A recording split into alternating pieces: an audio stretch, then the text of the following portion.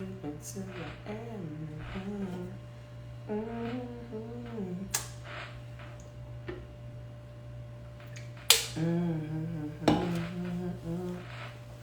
All right, y'all. Hey, Timothy. We're gonna try this out. Okay, y'all. Before I join JRN, can y'all see me good? Am I talking good? What's going on? I know we back. Okay. Hey, love. All right. So, am I good, y'all? Am I good now? Am I good? Cause you know how these lives get, they get jumping for no reason.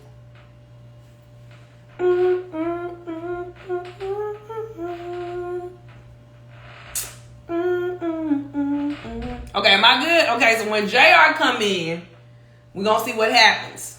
Okay? Okay, let's see.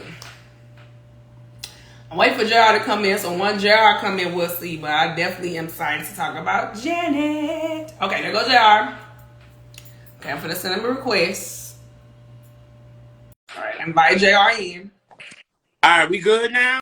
Are we good now, y'all? Is there a delay? What's going on?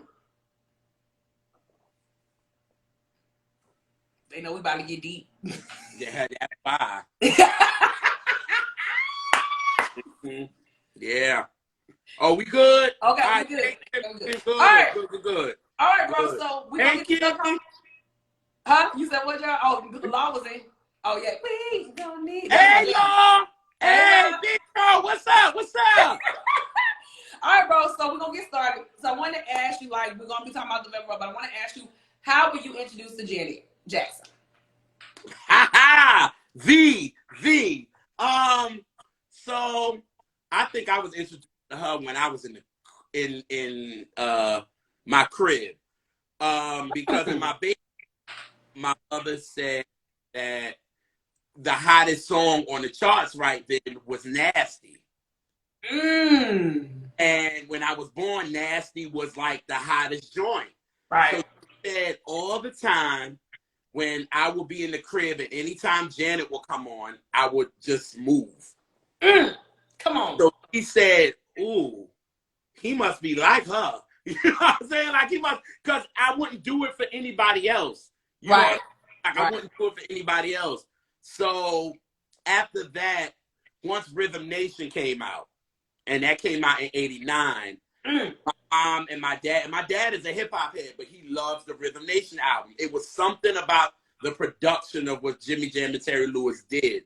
Right. And mom knew that music hits me differently than anybody. Yeah. So she was like, she knew that this album would hit me different, even though she loved the production and stuff. Right. But once I heard the knowledge at 3 years old, I was like, I love her.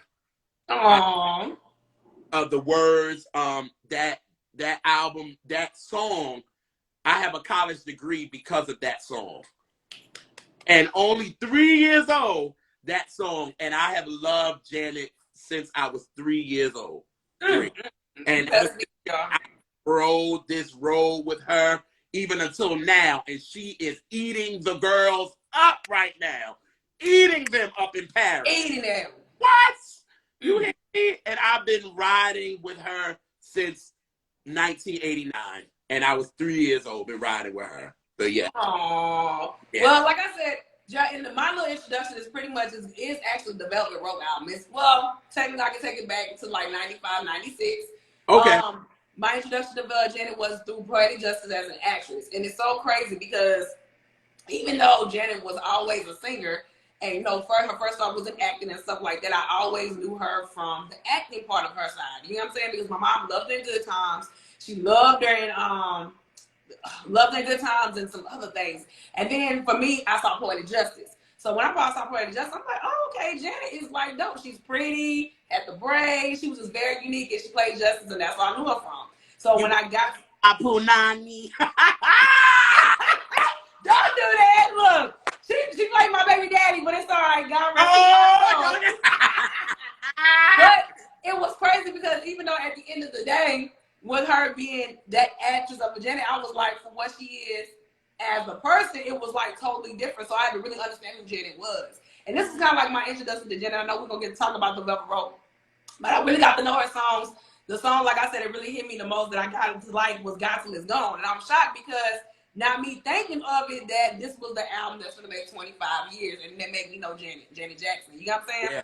So I want to talk about it, JR, so we get to talk about the Velvet Rope, but I want to get to talk about what makes you feel with the Velvet Rope. Why was it so special to you? And what did it mean when the album dropped that day back in October? Ooh, okay. You already going there early. Okay. So, Well, you know what? Before we get to that, what about the transition? What transition did you see in Janet before you got to the Velvet Rope? Okay, so one thing about Janet, for me, I think she gives us a clue visually what she's gonna do next, right? So I always feel like with Rhythm Nation, Love Would Never Do was getting us prepared for the Janet era, right? Yep. It was getting us prepared for that. You know what I'm saying? So then we get to the Janet album, right? Which it was like, oh my God, the world was completely floored because Janet she was showing more skin and all this. But I always feel like the Design of a Decade era where she did Runaway. And that video, if y'all really look, Janet had a lot of piercings. She had a piercing in her nose, all of that. So Janet was kind of getting us prepared for what was to come. Yep. So for me, when I saw the Runaway video, like everybody else, it's such a happy song. It's that. But for me, Janet is always a visual artist, right?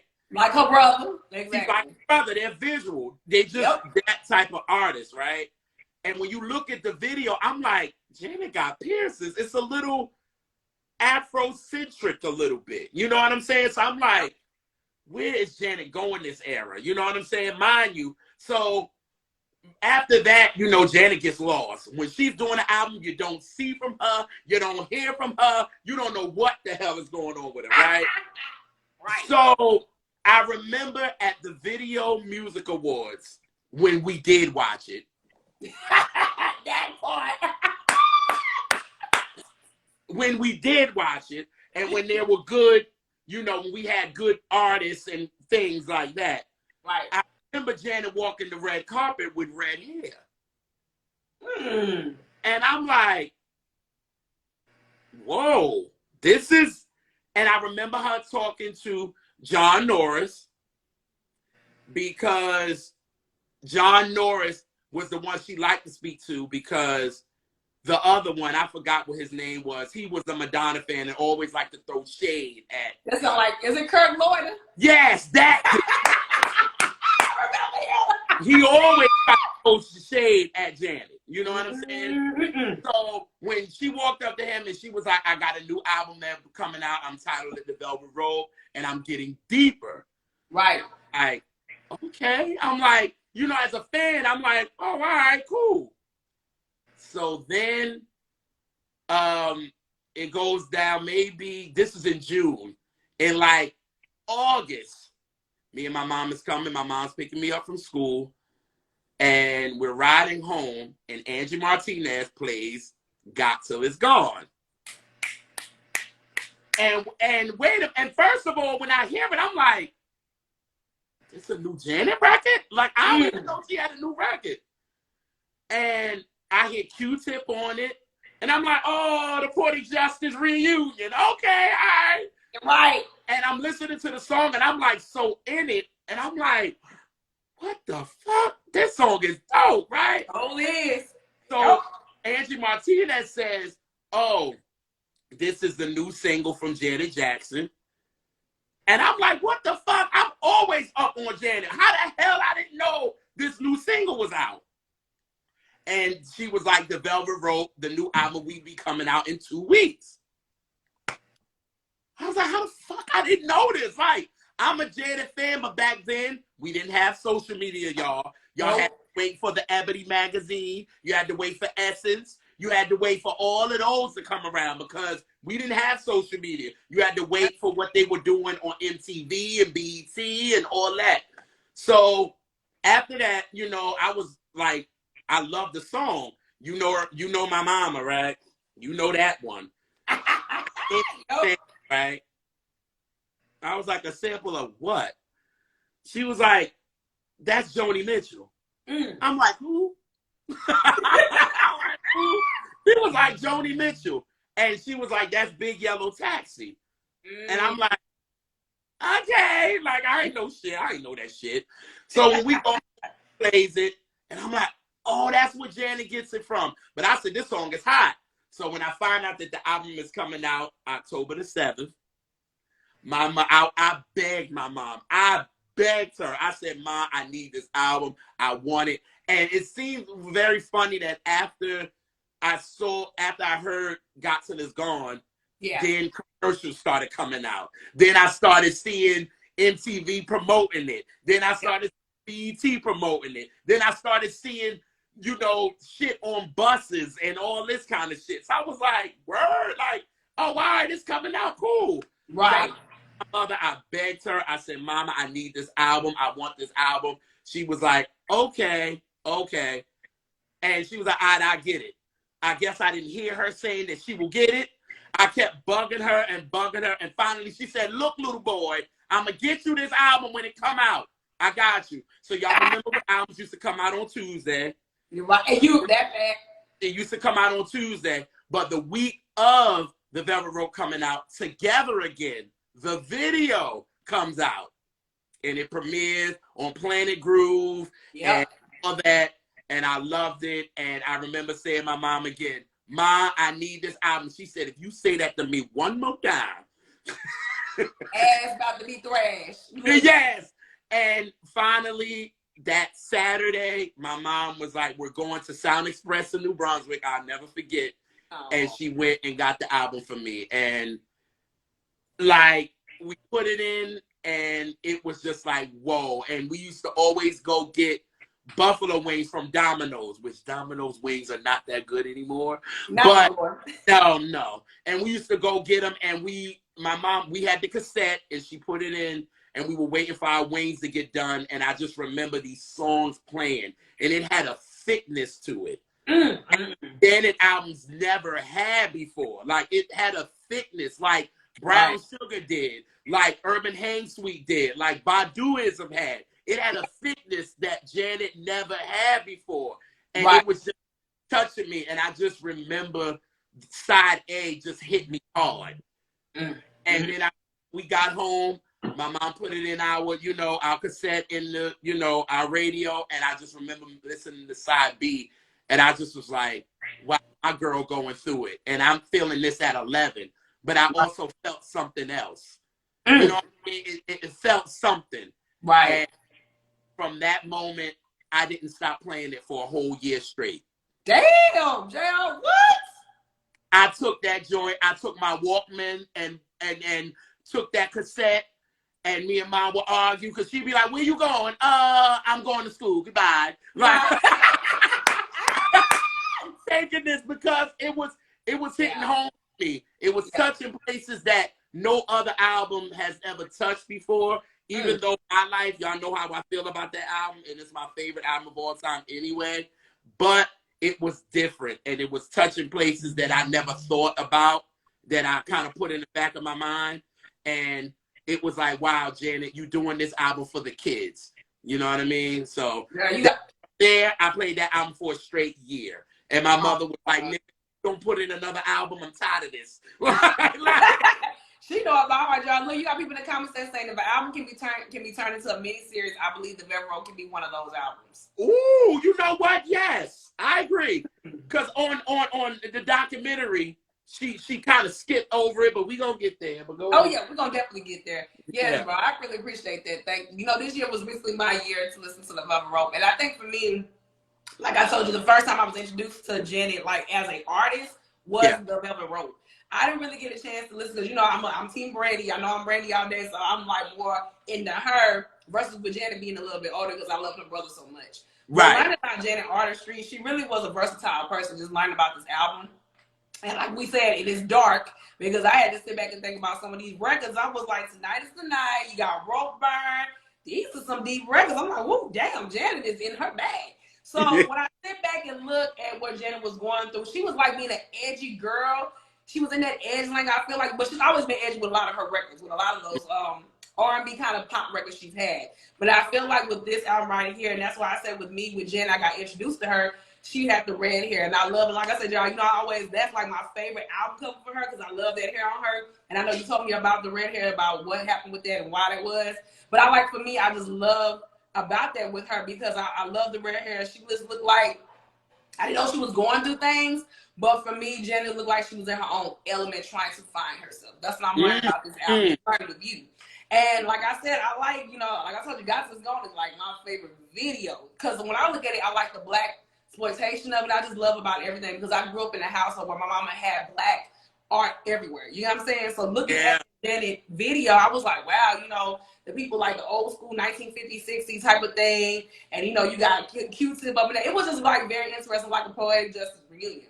But like you said, y'all, with this album, Janet was really, really, really talking deep, deep stuff. And that's why when I told you about the podcast last year, they kind of compared with the Bravado, it's been so inspiring. Like you got stuff like Aaliyah's Red album, God rest her soul, that really kind of showed the transition because we always call Aaliyah Lil Janet. And if you could tell, she was inspired by her. You know what I'm saying? Yes. Now when I look back and I talk to you about this album too, I can see this is like, I don't know if this was Janet's Butterfly or whatever the case may be in this realm.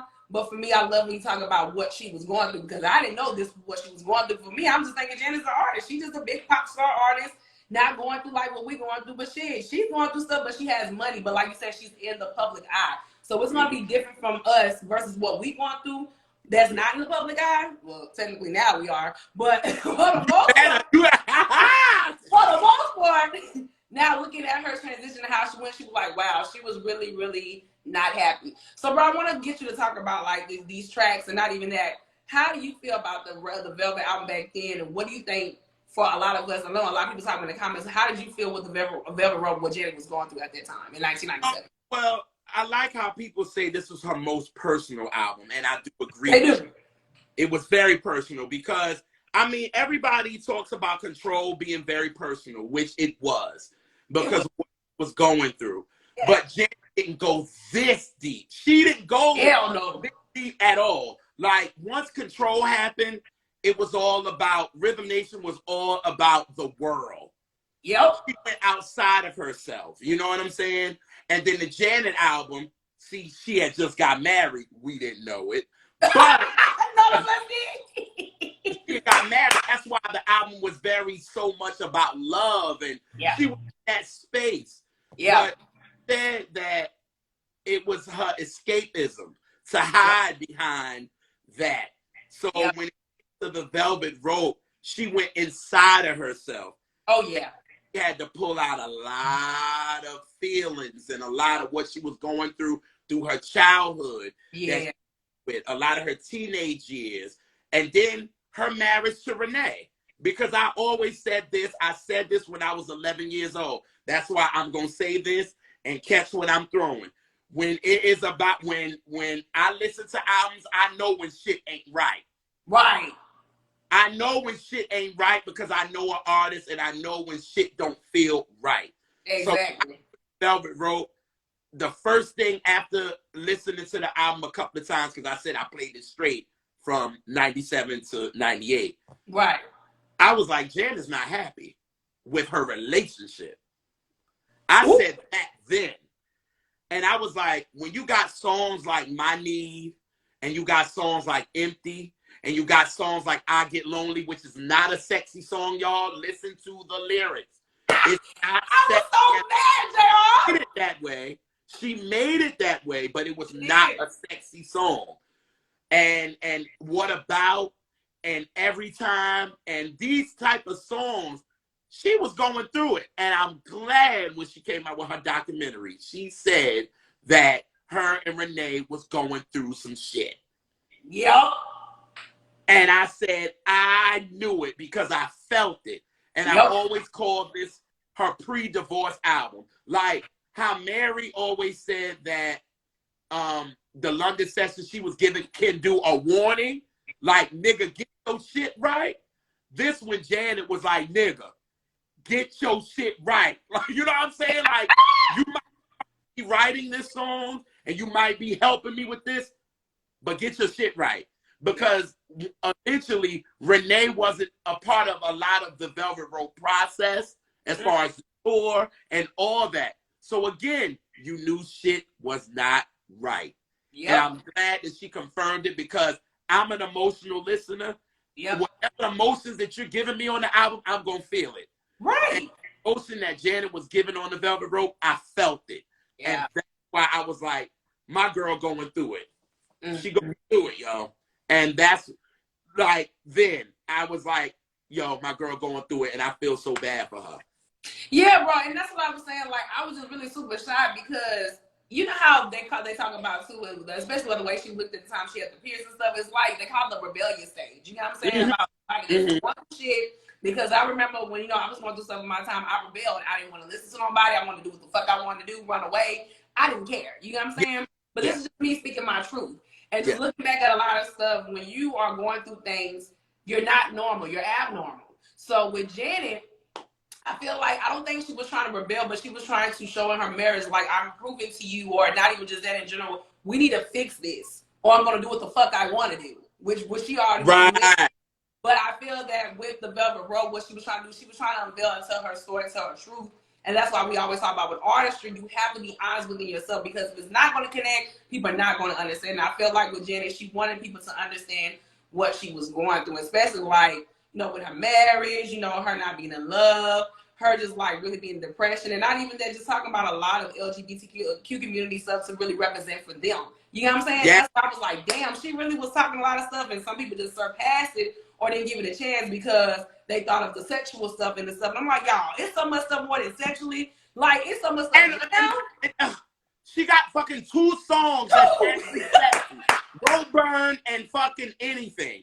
Other than that, what the hell? Like, to me, the album is kind of like what she did with Rhythm Nation, to be honest. She said all the sexy songs until the end. Like, what are we doing here? But again, this is a time where the LGBTQ plus, am I saying it right, y'all? I don't want to come, it's mad letters. I don't want to be no issue. But I felt like she was representing it and she was saying it proudly. Like, right. Y'all. Like, I'm representing for y'all. When you got a song like Free Zone, and you got a song like Tonight Is the Night, where she didn't change that Rob Stewart cover. She's saying, because I love you, girl, ain't nobody gonna stop us now. Like, you know what I'm saying? Thank you, Timothy. I appreciate you. Thank you, Timothy. Plus. Yeah, yeah. You know what I'm saying? So I felt like she was like, and like she said on her interview with John Norris, she said, when she did speakerphone, she knew people was going to say, well, Jada, are you gay? She said, what does it matter? What you going to do me any different? Don't give a fuck. She was like, what does it matter? Ain't you still going to love my music? What's the big deal? You know what I mean? And as a 10-year-old, I was 11. Sorry, 11. It started opening my eyes to thoughts and things that I was having. And like, wow, Janet's speaking, like, especially with a song like Free Zone. You know what I'm saying? That song played over and over for me. Because I was like, oh, there's other people that's thinking about this too. Yeah. You know what I mean? And I'm not the only one. You know what I'm saying? That's right. That was getting me. I'm not the only one. Yeah. And then to have my cousin that was going through that, it was like, wow, okay, like this is, it's like I felt different, but I know it was like Janet understands me. She gets me. You know what I mean? And she was like, I'm on the front lines. I have gay dancers. I have gay friends. I have gay this. I'm representing for them. Yeah. You know what I'm saying? And I'm on the front lines for them. No, tell them what Janet did in her bedroom, look. Gerald Roburn wasn't there. I said, ooh, shit. I was like, okay, girl. Now, look, I don't know what she did, but at the end of the day, she was on the front lines. And I respected that from her. You know what I mean? Because she was just like, you're not gonna, this is what happens in the world. Yeah. And we can't hide from this. And for her to do a song like this, because technically people try to go to Vogue to be the one. Even though, don't get me wrong, you know, Madonna did what she needed to do. But we talking about a song dedicated to the gays. That part. And Free Zone was that one. Let's just be real for what it is. Yep. You know what I mean? And it was blatant. It wasn't no, let's read between the lines. And it was what it was. And I was like, Janet, thank you. That's all. At 11 years old, I said, thank you. That's all I said. And I feel like, too, she was a voice for the voiceless, y'all. That's what it's making me seem like for a lot of stuff. And not even just that. I wish people would understand that, you know, in times it's very hard to speak your truth. That's why, you know, when I episode with you, would never say never. That took me years to even be honest with myself about how I feel about my life, about broken heart relationships, about just in general. And I feel like with Janet, especially if you can't speak your truth, she's speaking for you. You need, yes, I'm saying, as an artist. And that's what I respect about Janet. That's why we always call her the blueprint. She definitely was a blueprint for all the girls. And when I look back now, all the girls. And I'm all the girls. And bro, not even just that. I was telling you today, and you know, me and you just talked, and I was like, when I listened to this album, like you said, with a lot going on with the community, I felt like too Beyonce had to be kind of inspired by this, because when you listen to Renaissance, she dedicated to her uncle, like you said, and not even that, she's regulating. Well, not even regulating. She's dedicating and commemorating for all the LGBT and people that have passed away, or people that are living in their truth. So it's like with Janet, she was like the trend, like you know what Taylor just said, like the trendsetter. But not even that, she really wanted to make people open their eyes, to open their artistry, and to talking about everything, not just be pigeonholed to just one subject. So, like somebody said, the Velvet Rope is the magnus opus, and I've heard a lot of people say this. They really think this was Janet's best album of all time. A year before we were even the 25th anniversary, I've heard a lot of people say they love the Velvet Rope more than anything, and it shocked me because I would have thought they would have picked like Rhythm Nation or All For You or something like that. But people love this album because she was speaking truth to power. And that's what it is. I think, you know, when it comes to, and I want people to understand this, you can love an album and throw record sales out there. That's all well and good. But the one album that, you know, when it comes to Janet and Janet fans, and when you hear Janet talk about it, like she was on Robin Roberts in 2009. Yeah. And when Robin Roberts asked her about the Velvet Rope, she said, "Oh, I had to dig deep for that album. I believe it. It was an album that I had to really dig deep as an artist, and I had to dig deep. Like, and for me, I think that's why we love her. Yeah. Because one thing about Janet honestly speaks on her truth. Yeah. Because she did that with Control. She also did it with Rhythm Nation, because Black Cat. Yeah. Black Cat is a real record about, you know, who she was with when it comes to drugs and things like that, when she had to deal with James. She talked about it. Yeah, you see Michael said it. Yeah, you see Michael said it. Michael Jackson said it. Okay. So it was like, and then finally we got to the Velvet Rope. That's why she said on Oprah, people wanted me to do my hair in a certain way, and people wanted me to do all this. But she said, let me tell you something. I'm doing this album for me. I'm not doing it for everybody else. I'm doing it for me. And she said that she didn't even think that she would finish the album. But God did, thank God she did. Because she was like, it was a lot for her. It was a lot for her. And for her to be so vulnerable and honest, and that when it's from the heart, it reaches the heart. And that's why the Velvet Rope reaches so many people's heart. We're not even talking about just the LGBTQ that. We are talking about people that went through, you know, domestic violence. What about? You know what I'm saying? She was talking about that. She was talking about loneliness. Janet was talking about the internet on songs before anybody did it. And Josh, she was talking about the grieving process of losing people in your life. You get what I'm saying? So like you said, bro, and I'm happy that Timothy just pointed out Jimmy Jam and Terry Lewis, John. What did Jimmy Jam and Terry Lewis bring from Janet from this album versus all the albums they did with her? How do you feel, and what did they did to her to bring something to different? Me, like I think Jimmy has said with this album, normally they, you know, they all collaborate together as far as lyrics Yeah. and things like that. But this time they kind of let Janet take the lead. And What? they kind of behind her.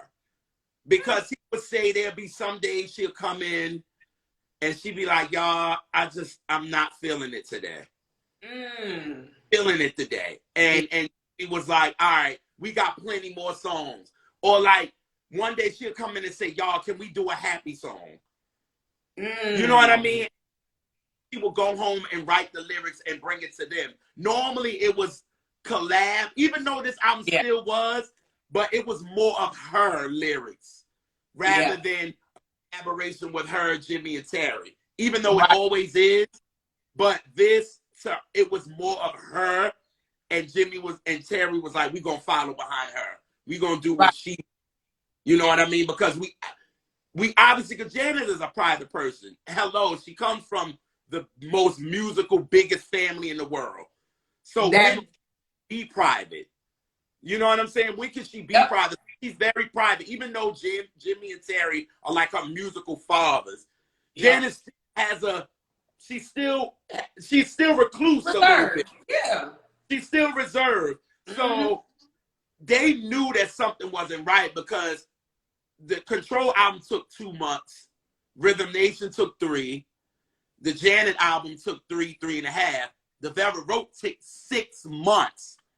Damn. It took 6 months. So you knew that she was going through some shit. Yeah. Because the album should have never taken that long. Yeah. But obviously there were certain songs that she couldn't do because it was too much for her. She had to take a week off and go do and then come back and redo it. So you can, you know, Jimmy and Terry to me was like, with this album, and maybe I might be wrong because you know Jimmy Jam is our friend. Yeah. And maybe, you know, to me it seemed like they let Janet kind of take more of the lead and was like, we got the production and we good. You know what I mean? Got the production and we gonna follow behind you. Whatever you want to talk about, whatever you want to do, let's do this. You know, I think they kind of let her take the lead because the other 3 albums, they was like, you know, Control. They was like, we got this. Rhythm Nation, they was like, yo, we got this. But by the Janet album, she kind of started talking about her being married, which she did, and about love and all this. But when she got here, it was like, yeah, Janet's getting deep. And I think Jimmy and Terry just roll behind her. Yeah, bro. And that's why I say, do you feel that too? Like this was like a demise of a relationship that was just going downhill. I think, like you said, they can never be repaired. And that's why when you look at Janet, I think the album cover, that's why I'm looking at your album cover and your shirt, because you are representing today for. Okay, you know I was going to do it. Do you think when I look at the cover too, John, that she look like she's down and out and like she's in depression? Yes. When y'all see all Janet album covers, she's showing her face. Right. The Control album, she's giving attitude. The Rhythm Nation album, she's like, it's about the world, and I don't let it be about that. Yep. The Janet album, she's giving sensual and this and just that. This album, she's looking down because she don't feel good about herself. She's not in a happy space. And I love how a Janet fan said when it came to the Velvet Rope, she was looking down. But if y'all look on Unbreakable, the last album she brought out, Janet's looking up and looking happy, and she's in a happy space. So you can see the difference between the two. This, it was like, y'all, I'm a little depressed. Yeah. I'm trying to get myself out of it, and I want to share that with y'all. Right. And that's what I got from that. John, you better speak it. That's why this album is 25 years old. But you know, John, I want to ask you too, like, why, and this is the thing I talk about, why do you feel too with the Velvet Rope? Like, it didn't do big, even though it's always talked about, it's the most anticipated album, the most talked about album to this day. Why do you think the sales didn't, I guess, let me put my drink. Quote unquote. What is that, bro? I said, let me put down my drink. I knew this was coming, but go ahead. I'm just saying the reaction because, Gerald, it did go number 1 on Billboard. It did. But it did. I feel like, too, Gerald, why do you think it's more talked about and critically acclaimed versus when it comes to the sales, it does. It's kind of like remind me of, and I don't want to be shady with Full Moon. You know, people always talk about it, but they don't buy it. So how do you Right. feel the comparison of why it's so talked about so much, but why is it not like, why it didn't sell like, I guess, like a diamond album like the other ones did? Okay, I got two reasons. Uh-oh. One, I feel like one thing about Janet, radio has always loved her.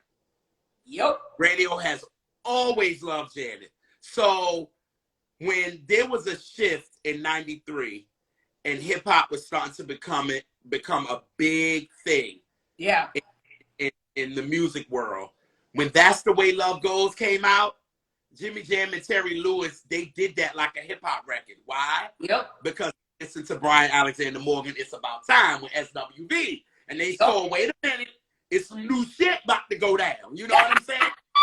So you listen to the way they chopped up That's the Way Love Goes, it sounds very hip-hop-ish. Yep. But white radio loved it.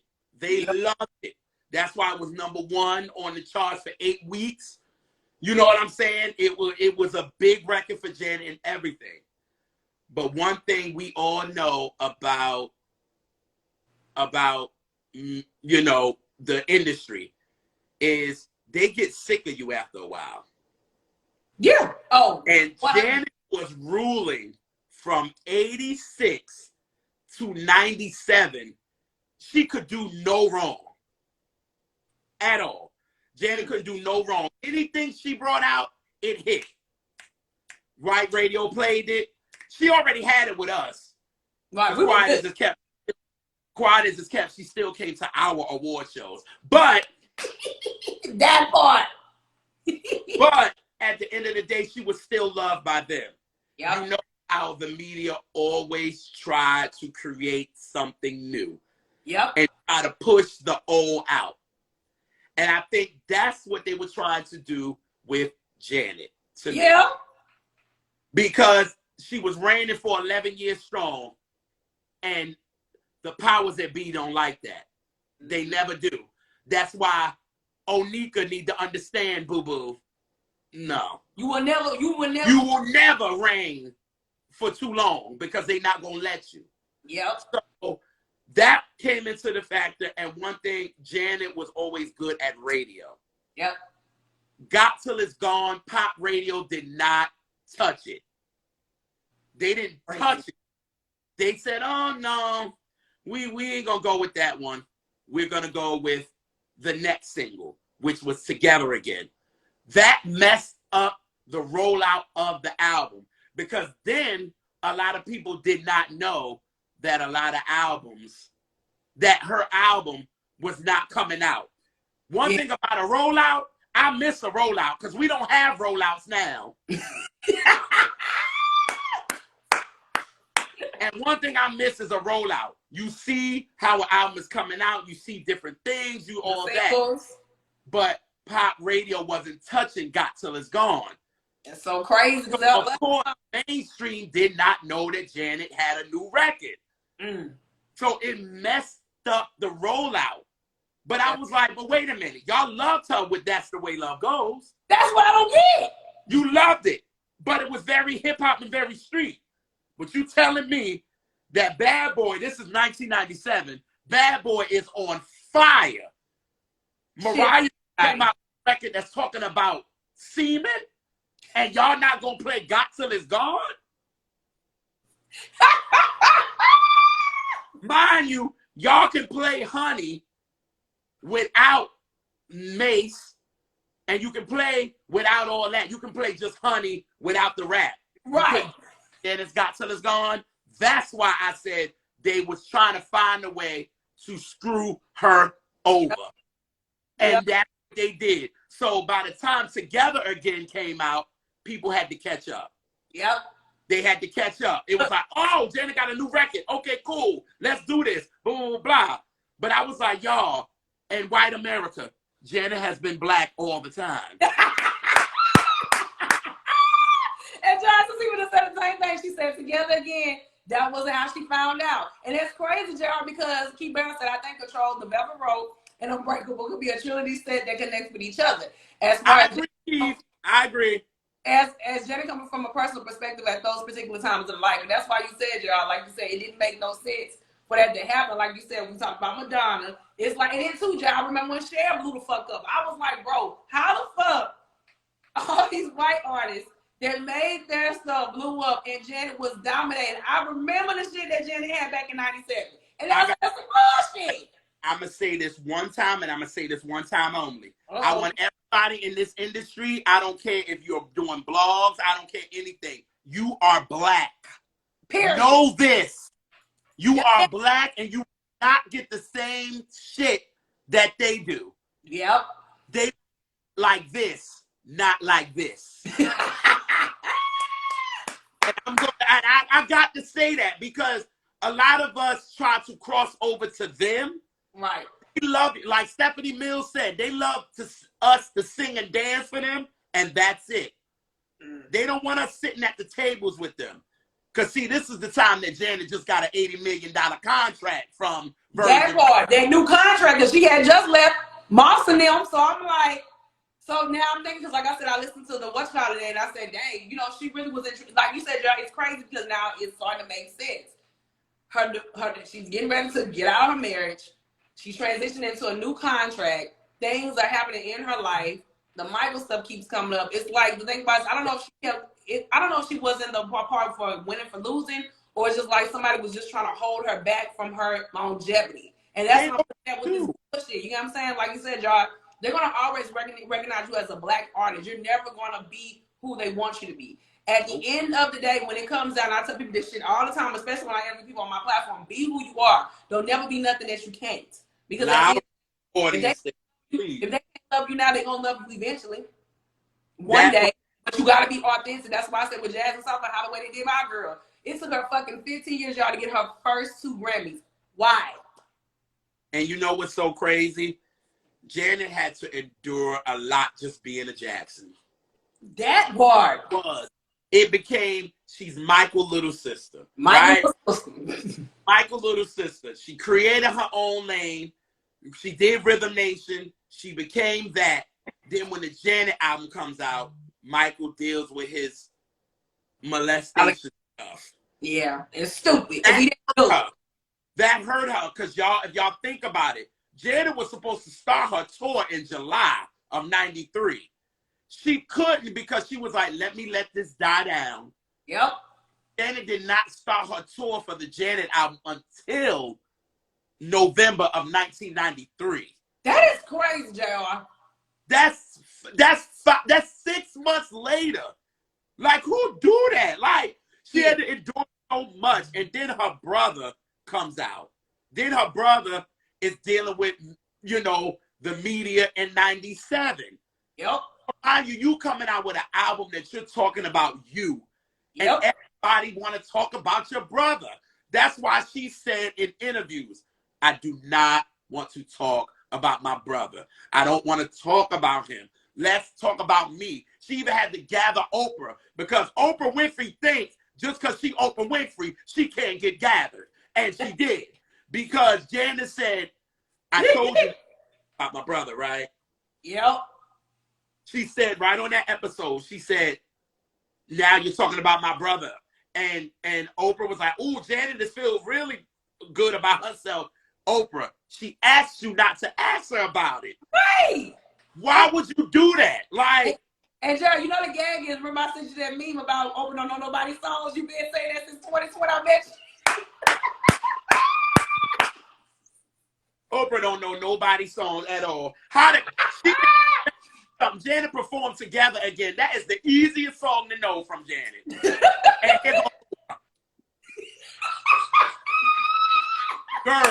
Girl, Oprah, sit on down somewhere, girl. You don't know the words. Just say nothing. Just quiet. Just don't say nothing. How about that? All right, but John, like you said, at the end of the day, you like that's why I remember the last time when we talked about the documentary part 2. I felt like she was always messed over by a man. It didn't matter if it was family, you know, relative. Family, somebody she was in love with, anybody she worked with. She was always kind of sabotaging some type of way. It wasn't her fault. Yeah. But we always say with this fucking industry, they'll find any way to block you or knock your sign off, and that's what I don't like. And it, right, and bro, that's why I'm looking back at it now, Joe. You got people dying in the comments. Me? I can't even see it anymore. No, with that damn lip syncing. I can't even. Open up, Joe. Open up on nobody words, and y'all, they made a whole fucking thread on Twitter. They did, and y'all was right. The funniest shit, I have to say this. The funniest shit is when she sung when Mariah Carey was on there and she was singing "We Belong Together," and Oprah didn't know a fucking word. And they had Oprah giving it because Oprah ain't been a good actress since Color Purple. Yeah, I said it. And she was doing all of this, trying to act like she's mouthing words. I said, girl, go sit down. You know what temperature, John? Temperature being bad to something about. She still can't get over Jermaine Dupri cheating on her. Oh. I got you later. Either way it goes, like you said, John, I feel like with Janet, this album with Janet, and I'm proud that she told her truth because, like you always said, John, we always want our artists to be honest. If they can't be honest in the media, let you be honest in the music. Oh, that part. It's going to give us a perspective about what you're going through in your life. And like I tell people all the time, I don't care what you're going to tell me in the media because I'm 9 times out of 10 I ain't going to believe the shit. But when you're in the music and you're talking about the music, think about it was you can wordplay your shit. But if I can dissect it and diverge about what you got going on and what you think is psychologically, I can understand that, okay, I can be empathetic to how you feel. You know what I'm saying? Hey, Full Moon fans. Hey, y'all. Jay, I'm not going to play with you with that today. Look, Jay, Brandy follows, so she see everything we do. Hey, girl, I love you, though. Right. So, Joe, you got people in the comments. So, from Control Up to I Say, Demeter Joe, Janet had a real solid album run that should be in the album run combo. I do agree, but we know what happened with Demeter Joe. Yeah. But, like you said, Joe, I feel like it was always a man, and now looking now at the transition, do you think it happened? How did this transition even start? Was it at the Velvet or was it with Janet? What do you mean with her always kind of pushed back, or her albums getting pushed further back because of something always happening? Well, what's the Velvet? I could say this. When it comes to the Janet, her debut, yeah, they looked at her as Michael's little sister. Mind you, her album actually came out before Thriller, y'all. It did. So, all that. But always gonna be the baby, right? When she came out with Dream Street, child. Yeah. But when she came out with Control, it worked. Yeah. Because Janet, nobody was looking for her like that. Mm-hmm. Expecting this. Right. Her, Jimmy Jam, and Terry Lewis was free to do what the hell they wanted to do. Exactly. Nobody was looking for it. You know what I'm saying? Yep. So once she blew up with that, you know everybody wanted a Control Part 2, right? They always want that. So that's why with Rhythm Nation, you got the song You Need Me. If y'all go listen to that, You Need Me, that is kind of like what the label and John McClane and A&M Records wanted. Right. But Janet, one thing about Janet, I'm not doing the same thing twice. Right. So, you know, when she came out with Rhythm Nation, she came out with it in 89 because she didn't want to even fool with her brother in Bad. Bad came out in 87 of August. She was like, you know what? I'm going to go about my business and let my brother have all this. Right. I'm good. So then she comes out with Rhythm Nation and everything is perfect. Nothing goes wrong. Everything is great. Everything is.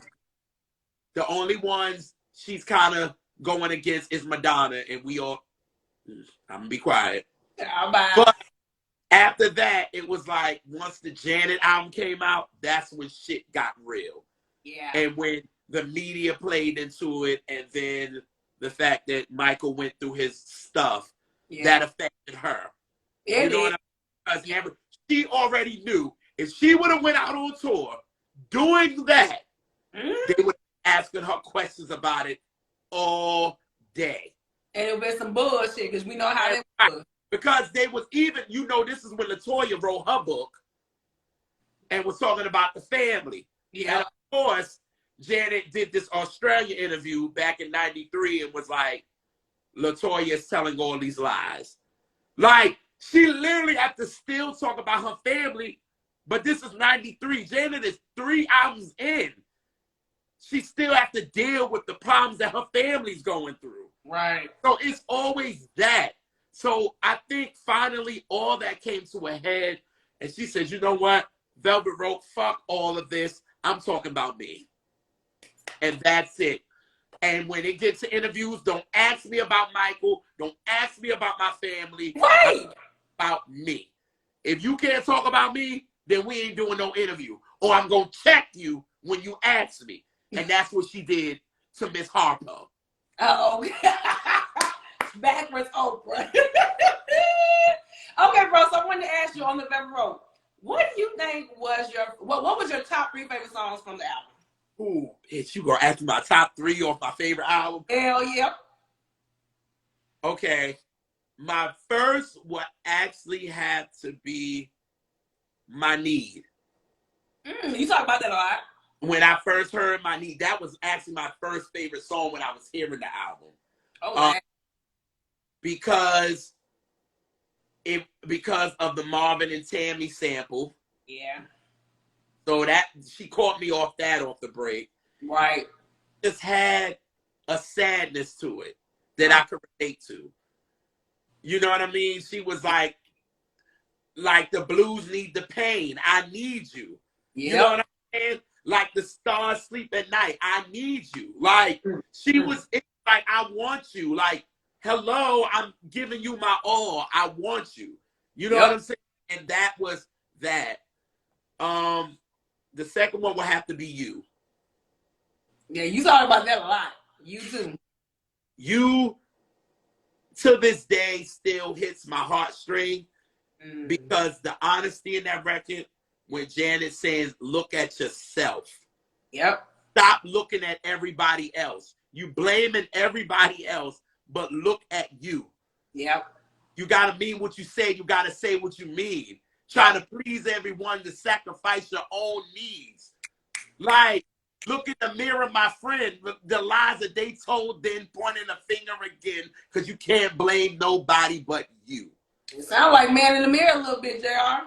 And she was on, listen, and she was on MTV, and she said, again, y'all said that I was talking about my brother Michael. And everybody was like, well, John was like, well, you saying a man in the mirror. She said, well, he's the only man with a mirror? Like, are you serious? Like, and we gotta talk the metaphor. It means look within yourself and find exactly. And that she said, what I should have called the record, I should have called it Me. And that would have made perfect sense. She said, I should have called it Me, but I called it You. So, and that record to this day is hard for me to kind of listen to because it really makes you search deep within yourself. Yeah. So You, and the next one will have to be Empty. Yeah, you always talk about that. That'll be your favorite. I love Empty. Empty for me, I will never forget when I first listened to that record. It was like, it was like Janet brought you in. Like you were in with her, but she was talking about something that we deal with today. Internet relationships. Nobody was talking about it before Mother was. And Shirley Murdoch is happening on Computer Love. You know, husband.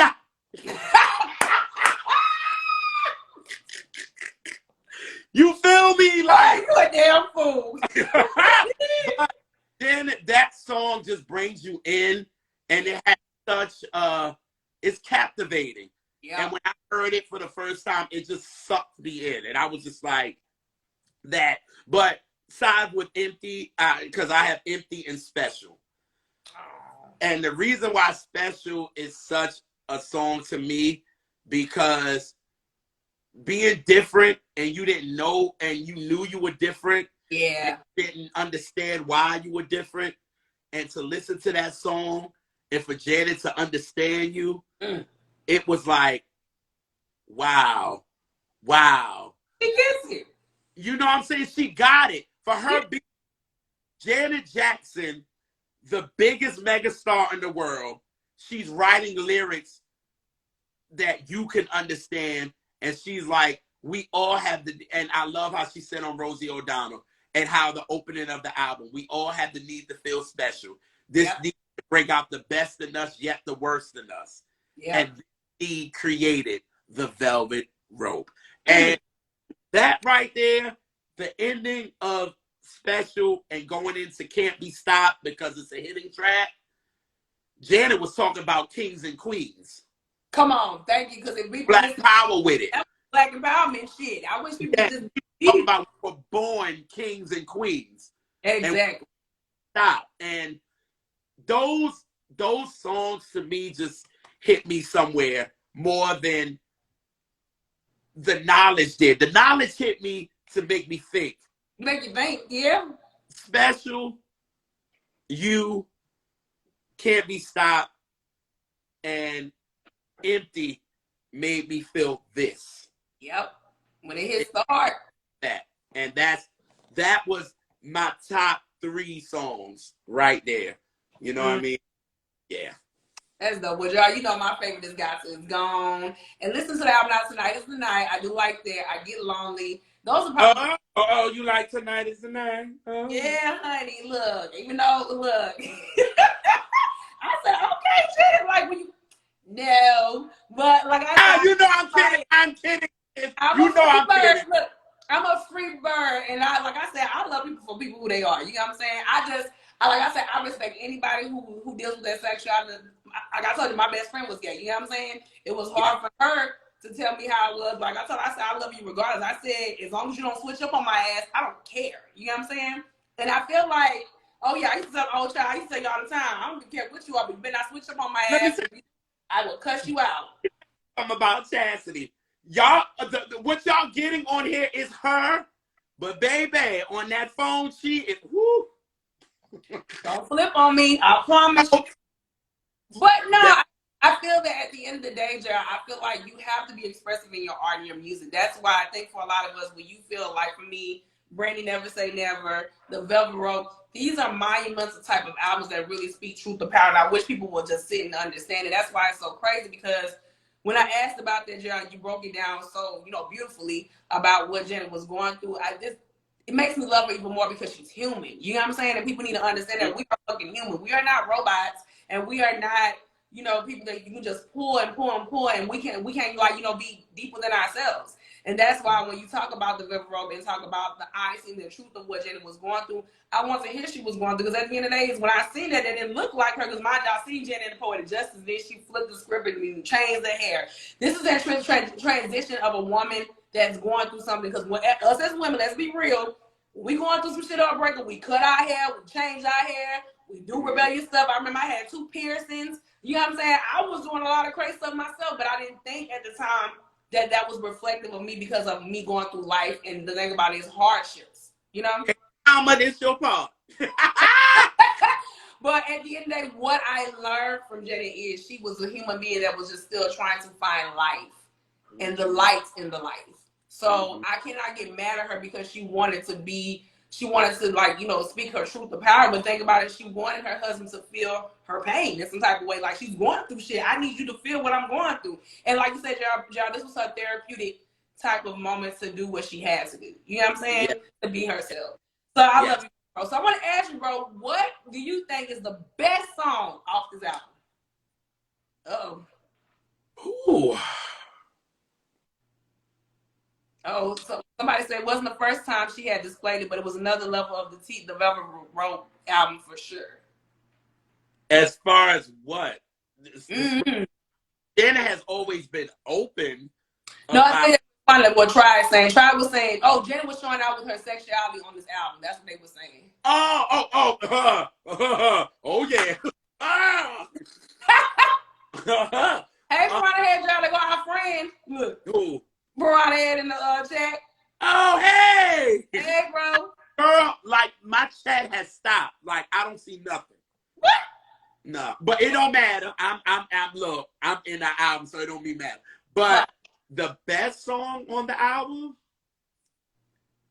for what Janet was going through to me, She really came out though. y'all crazy. Yeah, when I get lonely, when she took that shirt off and I seen them, I said, God damn, girl, look. I'm gonna have to say it's two songs that I feel like are the best songs to me. Wow, John, you pick two and you usually pick one. I will usually pick one. I will have to say, because of what Janet was going through and what it displayed, What? I have to say I Get Lonely and You. Wow. Those have to be the best songs on the album lyrically. Mm. And it really tells what she was going through as far as what she was dealing with. Yeah. With You, she was looking inside herself. And with I Get Lonely, she was alone in her relationship. That's so crazy, Jar. I would have never thought that too, especially with that damn video. She tricked my ass real Exactly. And see, and that's what I love about her too. One thing about Janet can really not, I was about to say mind fuck you, but not, no. I think that she, with I Get Lonely, everybody, one thing about Janet listens to what's going on in the media. And this album, they were saying it's her most provocative album and all that. Janet said, if y'all gonna say that, I'm gonna run with it. So when y'all see I Get Lonely, and I get to the part where I take off my damn shirt, and y'all see my bra and all that, I'm gonna feed into it. But the real ones is gonna listen to them lyrics. Yep. How the hell can a song be sexy? And she said, I'm sitting here with my tears, all alone with my fears. wondering if I had to do without you. Like, she's letting you know lyrically how she's feeling. Yeah, she can't sleep at night. Like, y'all. But she said, oh, I'm going to fuck y'all up with this damn video. I'm going to fuck y'all up with the choreography so you can pay attention, but listen lyrically. John, you need to get your friends and try to talk about, I would have let her fuck me anyway at the time.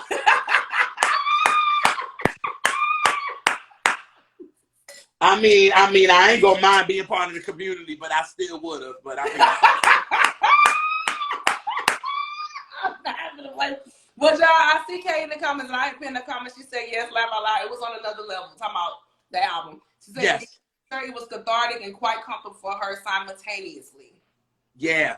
Oh yeah. Oh yeah. It was definitely cathartic for her because she was able to finally do what Janet wanted to do, not what the label was trying to push. Not with what, oh, this hairstyle will be great. Janet came with red hair, with some fucked up shit, and all this kind of shit. It was completely different. Her dancers had piercings. Dudes was wearing skirts. Like, it was like a whole bravery thing. That's what I call the Velvet Rope. It was brave. It was such a brave type of era. It was a brave album. Nobody expected Janet to do that. They wanted another Janet. They wanted another Control. They wanted another Rhythm Nation. Janet said, I ain't giving you that. I'm going to give you what the fuck I'm going through now. And Mike Jones, Mike Jones said, don't forget the remix with Blackstreet. Oh, yeah, that Blackstreet remix was fire. Oh, John, don't do that. I do love that remix. I do. I wish they got Mark Middleton to sing it, though. But John, I said, but like I said, it's crazy because when I look back at it now, I love God Till It's Gone. That's my shit. Because that was the first video I got introduced to. John, shut up. No. Oh, no. I just said, you know what? God Till It's Gone is so black. It's unapologetically black. Yeah. Oh, the video. You know what I'm saying? Like, yeah. Oh, what somebody say? Why is it considered bravery when people want to be themselves? because it was a whole different thing for Janet, though. Yeah. But so into the sweet, nice, shy girl. You know what I'm saying? That's why the Janet album was so, yo, Yep. this is big. What is she doing? You know Yep. what I mean? So that was a big thing for her. But this album, she's talking about gay life. She's Yep. talking about depression. She's talking about all that. For her to do that, that had to be brave. She had to be brave to do that. Because the label probably was like, nah, I don't know, Janet. I don't know if this is going to work. And she like, I want to do what the fuck I want to do. Y'all gave me 80 million to do what the fuck I want to do. Let me. Right. You know what I mean? Yeah. So I think that's why it was so brave. Even though I agree with you, she was definitely being herself. Yeah. But I think media and all that wasn't ready for an album like this. Yeah. They wasn't ready. They wasn't ready for Free Zone. They weren't ready for Empty. They weren't ready for What About. That's why it was brave. Yeah, and I think, Gerald, too, just to piggyback on the answer the question to that, like, when you have to really be honest with yourself, that's bravery. Yeah. That's what it takes to be brave. And I honestly, like I said, it was times in my life, and I can be honest with myself, where it was hard for me to just, hey, there he is, to really be honest with myself, to just speak about my life differences, about things that changed for me. And I was like, for me, if I can't be honest with myself, that's not bravery. That's just holding back and be reserved and lying to myself. You cannot lie to yourself in this lifetime. If you know the truth, open yourself to the truth. The truth, like they say, the truth gonna hurt, but at the end of the day, the truth will always set you free. You know? And so for people to not have that, like you said, y'all, and at the time in the 90s, it was hard to come out, you know, being gay, or hard to come out being a black or strong black woman or strong black man. They didn't accept this and quote unquote now. So we had to have somebody do that, and thank God for somebody like Janet to do that. Janet has always been like that, fucking with fucking Rhythm Nation. Now we gonna go there, like, you know what I'm saying? Yeah. She's always been so true to our people. She didn't care what color you are. She didn't care what sexuality you are. She didn't care where you came from. At the end of the day, she wants you to be honest within yourself. And somebody said, like, try to say, live your truth.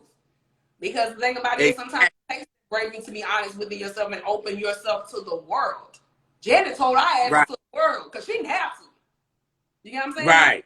Oh, yeah, my also, they want to talk about the Velvet Rope Tour. So I know for sure with the Velvet Rope Tour, when Usher the opening act, because I remember y'all talked about that on our show, because you did talk about it with Sean Mark, our friend Mark, how, like, talk about the experience of how y'all dissected the Velvet Rope album and stuff like that with Mark on your show. Oh my God. So we talked with Mark about the Velvet Rope album. It's definitely one of my favorite catch stats because obviously this album is about my life. Like it saved me at 11. I always say that. It saved me at 11 because it was issues and things that was in my mind that I tried to put on the back burner. Yeah. Finally came face to face with it. And Janet was like, if I'm going to deal with it, you deal with it too. Yep. And at 11 years old, I was able to be like, I can understand that. I get that. That's me. Oh, okay. I can start dealing with it. Yep. That's why this album is so important, because it was on my step to growth. Because if I would have never had an album like this, I don't think Junior would have been the Junior and the JR that y'all know right now. I couldn't. Like I always say, What's Going On from Marvin taught me about politics and religion, and that George Michael's Listen Without Prejudice, Mary J. Blige's My Life, and Janet Jackson's The Velvet Rope. This album taught me how to be me and don't apologize for being me. You know what I'm saying? So when we got to do this episode with Mark, because Mark is the musical extraordinaire. You know, he talked about my ass. I said, sir, you are the extraordinaire. Okay. Y'all need to check him out on Albinism. He's on there. He do so many albums, y'all, and he goes in depth, and it's really, really dope. Yeah. And we wanted him to come on to talk about the Velvet Rope. Yep. And it was such a great conversation, even though, you know, we go back and forth, him and Elise. If y'all watch that episode, baby, I had to even sit back for a minute. Was like, I'm gonna let them go because I'm gonna be. Please let them go. And Mark actually went to the Velvet Rope tour and talked about how he didn't even want to even see Usher. He did. Because Usher was the opening act. And he was like, I want to see Usher. But he said, yo, Usher killed that shit, yo. Like, you know what I'm saying? Like, he was like, yo, he killed that shit. You know what I'm saying? But Janet, the Velvet Rope tour, I think that's what everybody goes to when it goes to the Janet Jackson tours. Because it was so epic, yo. Like, it was, you wanted to be a part of the kids. I know I did. I begged for my mother to get me tickets to the Velvet Rope. Berta Irvina said, no, ma'am. No, sir. No, sir. You're not, no. Not them tickets at Madison Square Garden. You crazy? No. Janet said October the 11th, 1998. She said that she's putting it on HBO. And I remember me, my mom, my grandmother, my grandfather, my Uncle Bernard, my cousin Desmond, who's no longer here. And we sat there, and I had my father's mother record the show for me. I had her tape it, and I just remember that tour being so dope. Like, how she came out of the damn book opening as the Velvet Rope, and she came out with the Velvet Rope song. Yeah, that song so haunting. Look. Listen, haunting. Damn violence. Yes. And then she went into If. Baby, that tour was so dope, yo. Like, you wanted to be there. I wish I was there. It was just, then you got to see the behind the scenes when she went with John Norris. She talked about what she did on the tour and the different costumes and things like that. And just you wanted to be on that tour. As a fan of her, I wanted to go to that tour. I wanted to go so bad. But Janet let us see the tour. And baby, at Madison Square Garden, she ate that shit up. That is amazing, y'all. Look at my smartest and say, hey, sis, hey, Paige. She said, I think everyone's sexual awakening was that damn special. Listen, that dude that she brought on stage for Rope Burn spoke for every dude. He was talking to her, and Janet was just staring at him, and he was just talking. But see, as a fan, I knew that dude. What? You know why? Because if you look at the Because of You, which she did at Madison Square Garden, he's in the front row. What? That was back in 1994 when she did New Year's special at the Garden for New Year's Eve. If you look at her doing Because of You, you can see the same dude that she brought on stage was that same dude that was in the front row. So when she brought him up there, I was like, oh, I know him. And here go my mother and them. How you know him? Where? Who? And I was like, oh, he was the dude that was in the front row of then when she was at Madison Square Garden in 94. And my mother was like, you were such a fan. I said, I know. Yeah. Oh, y'all, you knew everything. Look, y'all, Kay had said, I remember being a kid and I wanted to be able to go to the show in my hometown. Now that I know the tickets were crazy, it makes sense why my mom didn't comment. Was they expensive, y'all? Girl, but my mother said no. She said, oh, no, not at Madison Square Garden. You crazy. But my mother ended up giving me tickets for the All For You concert at Madison Square Garden, which I was the same night that I was in there with the late, great Aaliyah. We was in the same stuff. And that night, Janet came in her limo, and me and my mother was walking down the street, and Janet rolled down her window, and we waved at her, and she waved back. Aww. So I got to go to the All For You, even though I wanted to go to the damn Velvet Rope tour, though. But, yeah. And then I have Q-Tip come out, and they did Got Till It's Gone. That was dope. That was so dope. why you want to go and do that and do that and do that and do that and do that and do that. It said do that. Come on, do that. Oh, JR, they getting on your ass talking about you lucky bastard. That wasn't me. That was my mother. Look. After I begged her to go to the Velvet Rope, I was like, I'm not begging her to go to any more concerts because she obviously don't want me to go because she ain't getting it. So I was just like, forget it. So on my birthday of 2001, I got up because I was working at McDonald's, my first fucking job. When I turned 15, my mother was like, no, nigga, you gonna work. And I was going to work, and it was my birthday, and I was working on my birthday. That's how my mama was having me work, y'all. Oh, and yeah. She was like, here, happy birthday. And I opened the card, and the Janet tickets fell out. I lost my ever-loving mind. Aww. I cried. I did all that. She was like, now this is when I know you want to go to the last one, but you going to go to this one. And we showed out. You hear me? Oh, well, that's good, y'all. I'm so proud of you. I'm happy you got to do that because I know how much you love Jenny. Yes, God. Right, bro. And like I said, you know you're going to cut up when that anniversary comes in a couple hours. So Baby, y'all better get ready. That's all I got to say. Well, bro, I was going to ask you another question. How do you feel about the re-release now for the 25th anniversary of the Velvet Rope? Oh, my God. I'm happy because the song Accept Me will now be on streaming. Even though I got it on my computer. You know what I mean? I have it on my computer. But I don't have it on my phone. And I'm not able to stream it. And to finally be able to stream Accept Me. Right. That song, y'all, is basically what it means for me.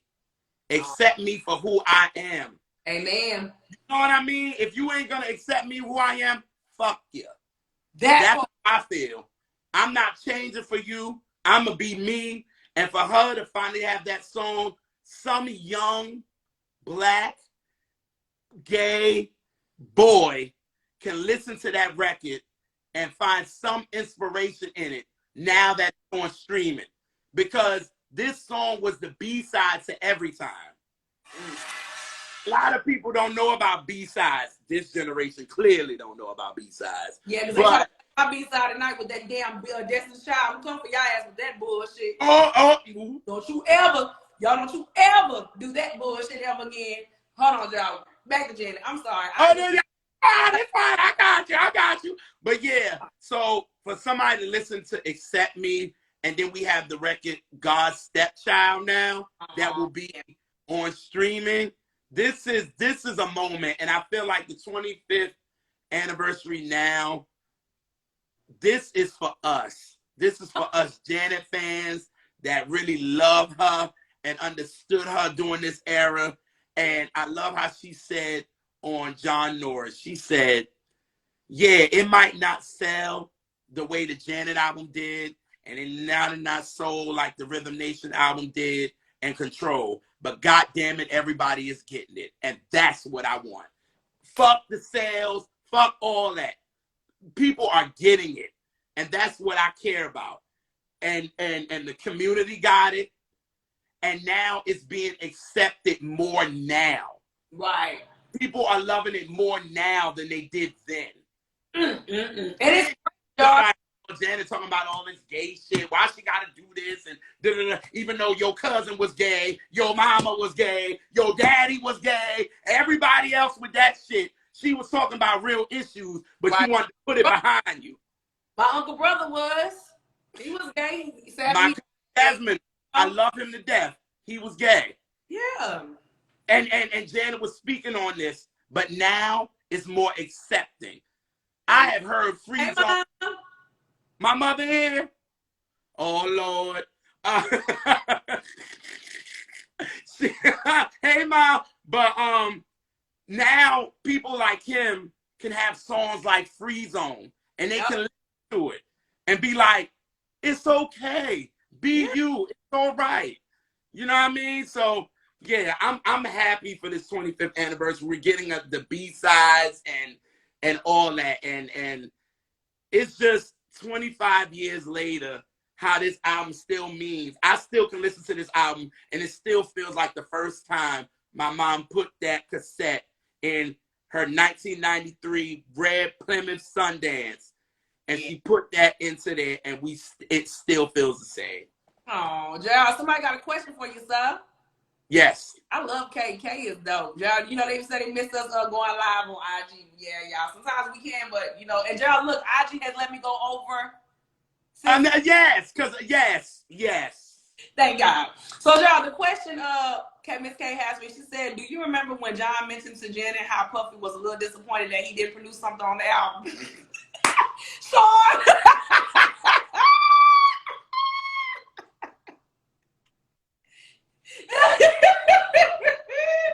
No words, sir. No words. No. I'm gonna answer it for you, Kay. You know. Is this true? I didn't know Sean was supposed to be on there. He wanted to be on it because when they did the Janet's album release party, and this is when she brought Lisa Marie Presley with her. Right. And T-Boz from TLC was there.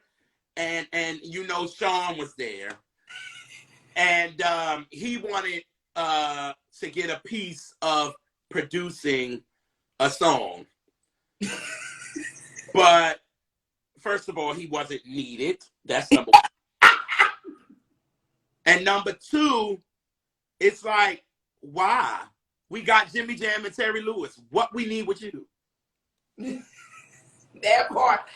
John, look what Kay said. Kay was like, I'm getting everyone in here. Now it's time for me to get Janet one. I was like, what the hell? But did he produce it actually though? No.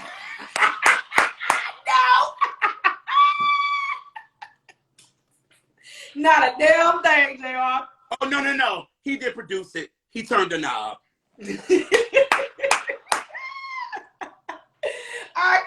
I'm not going to look. Shaw ain't done shit. That's why he trying to be in hip hop. Part of something. Jimmy Jam and Terry Lewis don't need you, brother. No. That's why you ended up doing the remix to Son of a Gun on All For You. All you got was the remix, but you didn't do that either, but that's not my problem. Exactly. Talking about we need another shiny suit serenade. It's so crazy. That part. We didn't need you, Puffy. You was dealing with, this is 97. You was, quote unquote, doing the Honey remix. Quote unquote, catch it. You were wanting to be the artist because you had no way out. So why would Janet even ask you for anything?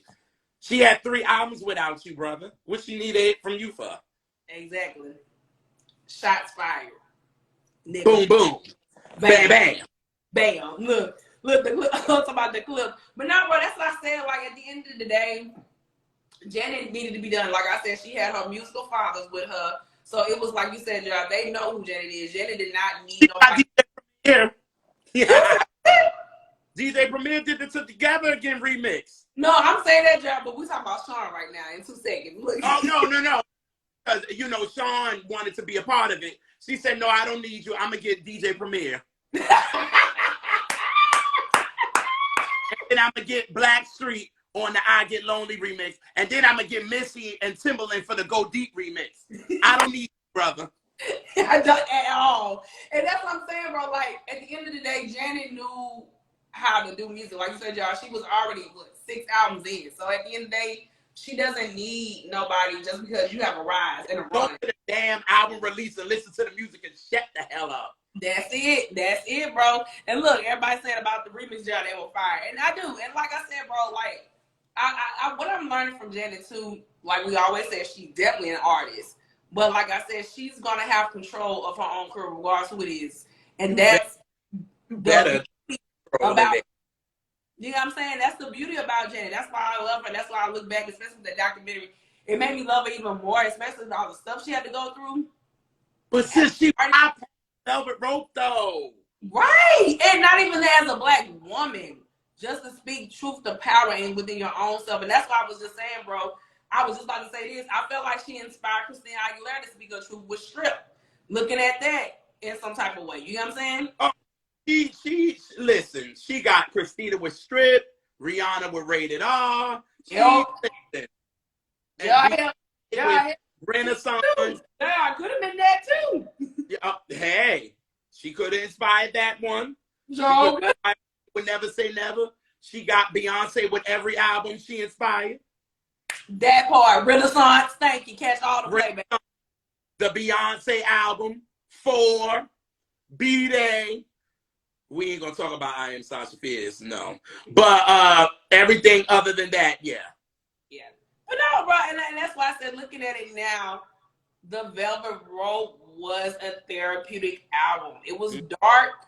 Aaliyah subtitle, yeah, we talked about that earlier. Subtitle, yeah, they did a podcast about that.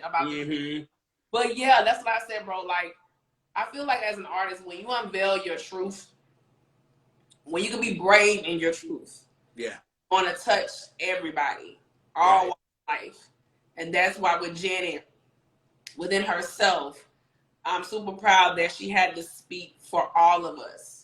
Black, gay, straight, white, green, yellow, I don't give a fuck. Yep.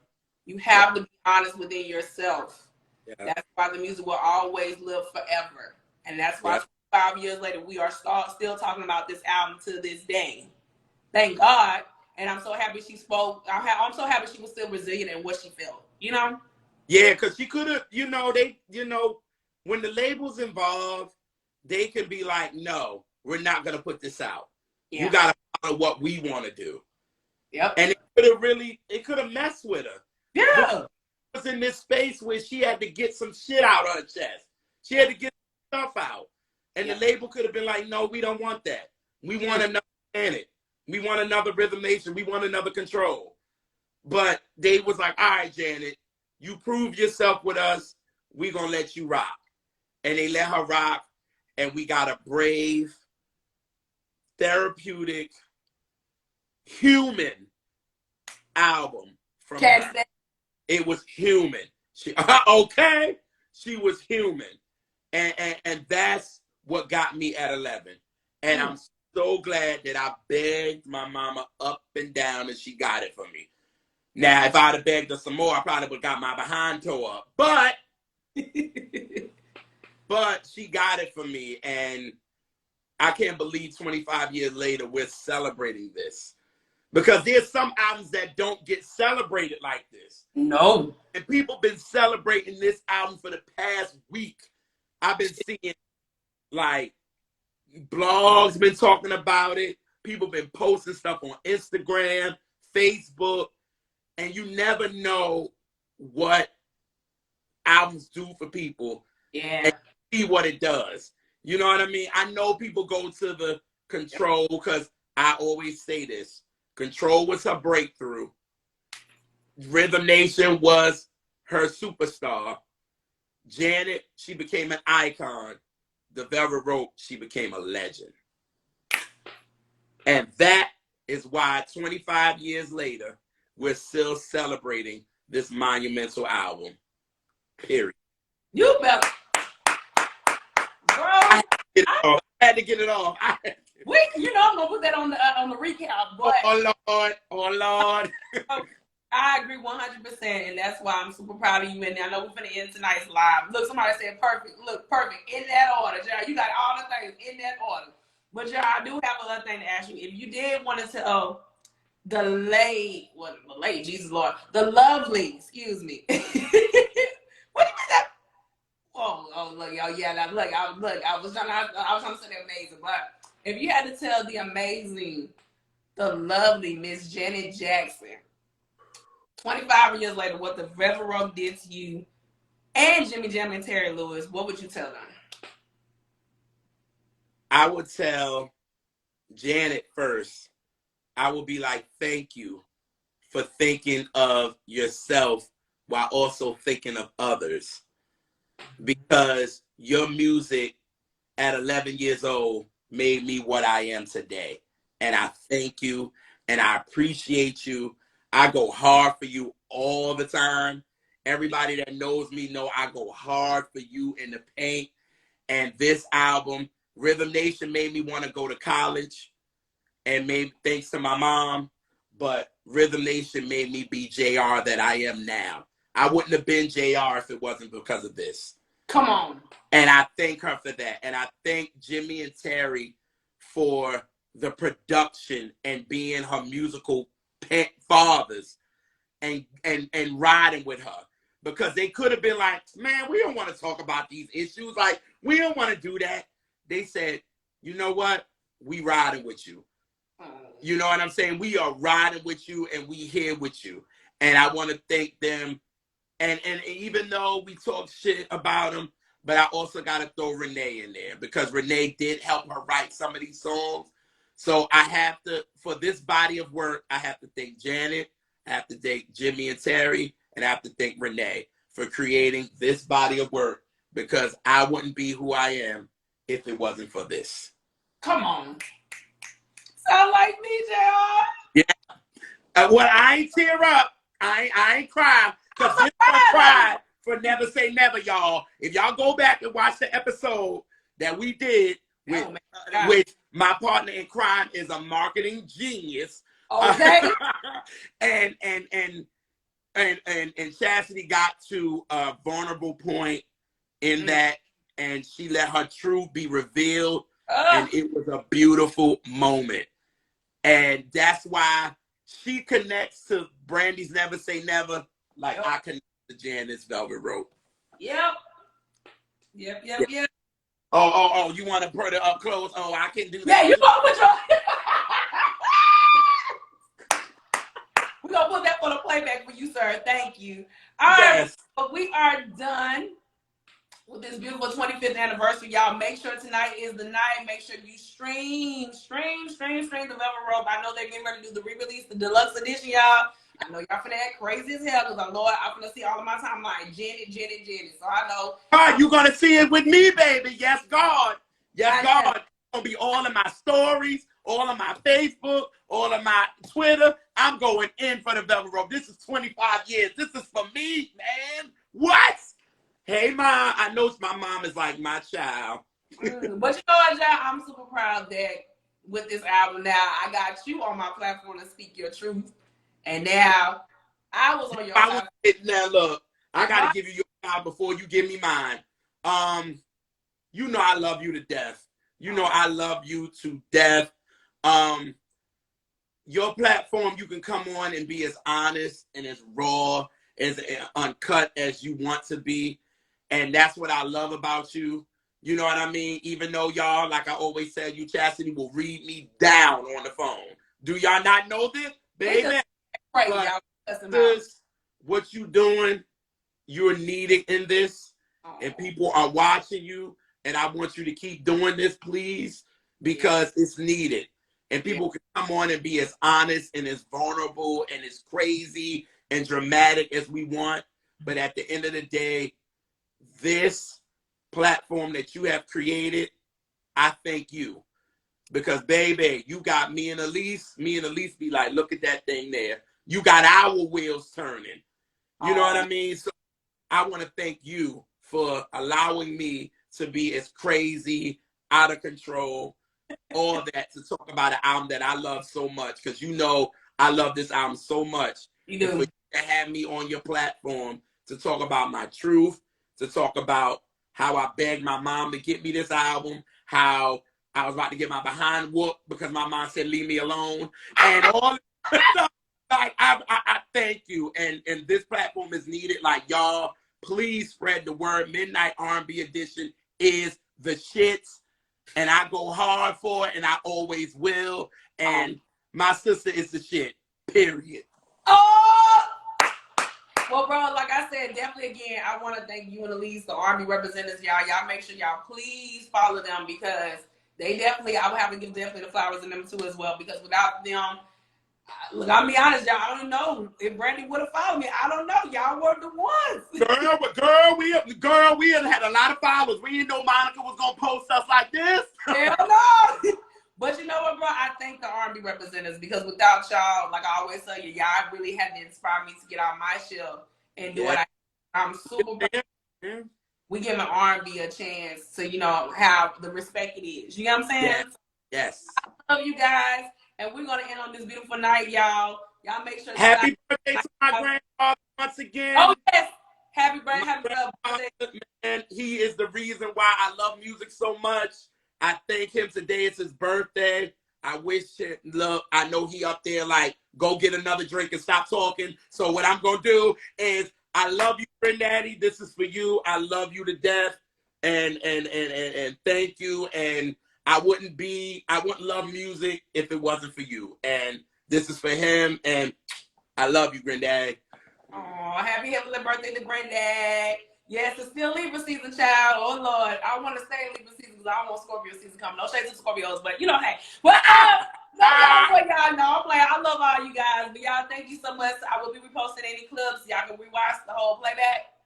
Make sure, like I said, y'all do turn up for the Velvet Rope. Tonight is the night, y'all. We look, pun intended, like that we are going to make sure we stream and support the Velvet Rope, y'all. The 25th anniversary is less than 3 to 4 hours away. Y'all make sure y'all support Miss Janet Jackson, not even that, Jimmy Jam and Terry Lewis for this great body of work. And y'all, we are out, y'all. We are done with my beautiful combo with my friend, one half of the R&B representatives, the 25th anniversary of the Velvet Rope. Thank you. Love you guys. Love y'all. Thank y'all. Peace.